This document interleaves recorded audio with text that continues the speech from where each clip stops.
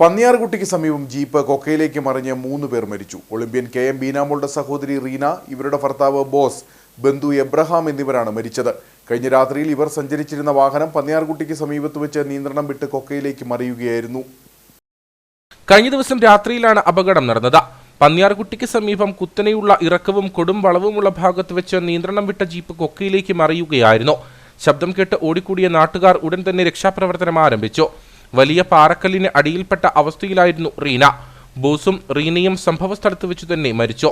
ഇബ്രഹാമിനെ വിദഗ്ധ ചികിത്സയ്ക്കായി എറണാകുളത്തേക്ക് കൊണ്ടുപോകുന്നതിനിടെയാണ് മരണം സംഭവിച്ചത്. കുടിവെള്ള വിതരണത്തിനായി റോഡരികിൽ ഇട്ടിരുന്ന ഹോസിൽ കയറി വാഹനത്തിന്റെ നിയന്ത്രണം നഷ്ടമായതാണ് അപകട കാരണമെന്നാണ് നിഗമനമെന്ന് നാട്ടുകാർ പറഞ്ഞു. ഓസ കയറിയിട്ട് ഓസന്ന് തെന്നി ജലജീവനക്കാരുടെ ഓസാണ്. ആ ഓസൻ തെന്നി താഴോട്ട് പോകാനുണ്ടായത്. ആ റോഡിന്റെ സൈഡിൽ റോഡിലേക്ക് തന്നെ ഇത് തന്നെ ഇങ്ങനെ കുറേയൊക്കെ റോഡ് കിടപ്പുണ്ടായിരുന്നു. അപ്പോൾ ഒന്നാമത്തെ വീതിയില്ല, വീതിയില്ലാത്ത വഴിയാണ്. വീതിയില്ലാത്ത വഴിയായതുകൊണ്ട് ഇവിടെ ഇതിൻ്റെ ഈ സൈഡിലെല്ലാം വെള്ളം പിടിച്ച് കിടക്കുന്നു. അപ്പോൾ അങ്ങനെ ഈ റോഡിലേക്ക് തന്നെ ഹോസ് ഇങ്ങനെ കിടപ്പുണ്ടായിരുന്നു. വീതി കുറഞ്ഞ പാതയോരത്ത് സ്ഥാപിച്ചിരുന്ന ഹോസുകൾ മണ്ണിട്ട് മൂടിയിരുന്നില്ല.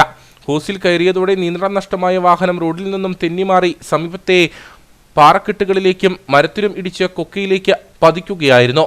ബന്ധുവായ എബ്രഹാമിന്റെ വീട്ടിൽ സന്ദർശനത്തിന് എത്തിയതായിരുന്നു ബോസും റീനയും. ഇവരെ തിരികെ കൊണ്ടുവിടുന്നതിനിടെയാണ് അപകടമുണ്ടായത്. വിദഗ്ധ ചികിത്സയ്ക്കായി എബ്രഹാമിനെ കൊണ്ടുപോകുന്നതിന് ICU ആംബുലൻസ് ലഭിക്കാനും താമസം നേരിട്ടു.